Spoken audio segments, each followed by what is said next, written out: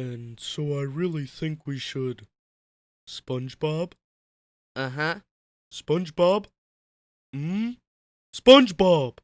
Finally, a head of blonde hair snapped to attention. Cerulean eyes focusing on the person before him speaking. Why, huh? Hello, Earth to Spongebob! Patrick waved a hand in front of his best friend's face, appearing to be miffed. Geez, buddy, how long are you gonna stare at Squidward? It's been like 15 minutes. We should be planning.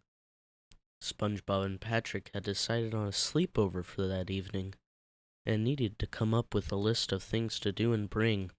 Sleepovers were serious business, but Spongebob was finding it a bit difficult to pay attention to the situation at hand. He and Patrick were in his backyard, sitting at the table on the patio, while Squidward was gardening in his own. Unsurprisingly, Squidward was entirely ignoring his idiotic neighbors, and instead concentrating on tending to his growing seedlings. Yeah, I know, it's just... Spongebob couldn't help it. His gaze wandered back over to that tall, dark, and handsome beauty standing over there by his garden. A dreamy sigh escaped him. Gosh, he was so pretty. And he was wearing some very nice shorts today. Sadly, not booty shorts, but they weren't entirely knee-length either. And oh, there it was. Squidward turned and bent over to pat down some soil on a newly planted flower. Spongebob bit back a grin, cheeks reddening while he squirmed a little in his seat. Ooh, baby! Patrick slapped a hand to his forehead in exasperation. Spongebob, listen, I get it. I know you're super in love with him, and that's fine. But other people need your attention too, you know. I'm just as important, aren't I?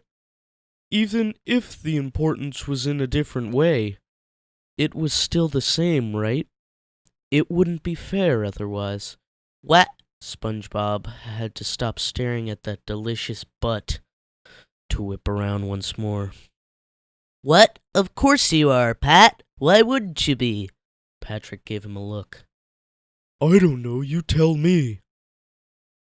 I've only been trying to talk to you for the past forever, and you've been too busy making googly eyes at him.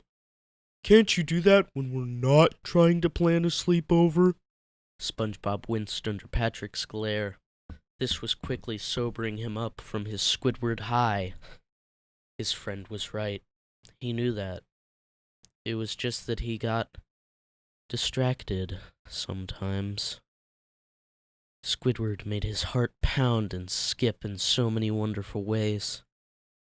That was no excuse to neglect his friends, though. Sandy got annoyed at him for it sometimes, too. Oh, geez. He was a terrible friend.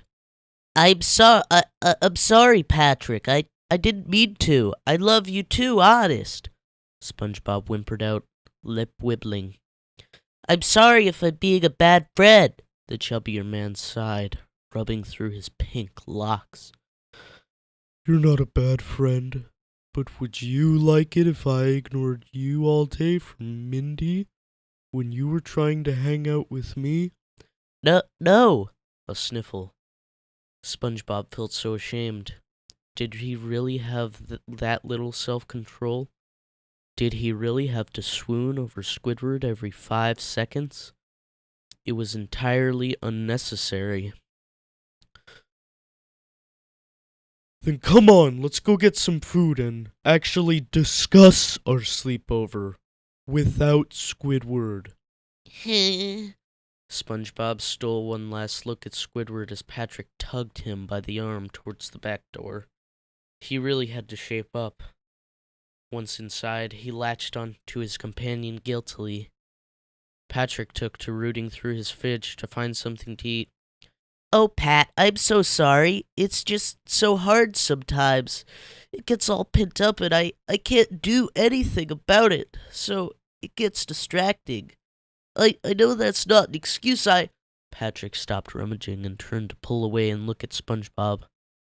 His expression had changed. It now held more concern than anger. You seem sadder lately, SpongeBob. I worry sometimes. Spongebob's eyes widened. He faltered, suddenly finding a random pot on the stove to be very interesting. No, I'm okay. It happens once in a while. It'll pass. Occasionally, he went through bouts of depression over his love troubles and Squidward's lack of appreciation for him, especially as time went on and things seemed less and less hopeful. Maybe you should start trying to find a different jar of Nutella. It wasn't that Patrick was against SpongeBob having feelings for Squidward. It was that it tended to interfere with their friendship sometimes, and it seemed to take its toll on his poor friend's heart, too. It could be upsetting to watch. SpongeBob's body stiffened. That was not something he liked to hear. Patrick, don't, he warned, tone growing sharp. I know how to handle myself by now. I don't want a new one. But what if you never get to open this one? Then I don't. Maybe someday I'll start thinking about another, but for now I'll keep trying for the one I have. Patrick gave no retort to this. Instead, he merely opened his arms to offer a hug. The other huffed stubbornly for but a few moments before giving in. It was a quiet, sullen embrace. The water felt still and heavy. Spongebob soon melted, muffling a noise or two into Patrick's chest, while Patrick merely patted his back. I don't want to have to miss my best friend when he's standing right in front of me, Patrick said, brow furrowed.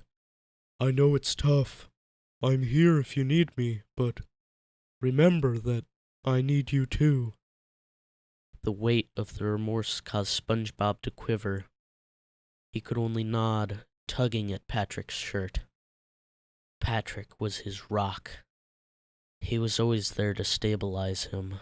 He was big, warm, and soft, and would gladly be your teddy bear until you felt better. To cast him aside was unfair. He wasn't worth any less than Squidward. He deserved equal regard. SpongeBob would just learn how to balance things better to make sure he knew just how much he was cared for. We can watch your favorite Mermaid Man and Barnacle Boy movie and all your favorite episodes first, SpongeBob said in a tiny voice. At last, Patrick smiled. Yay, I can't wait.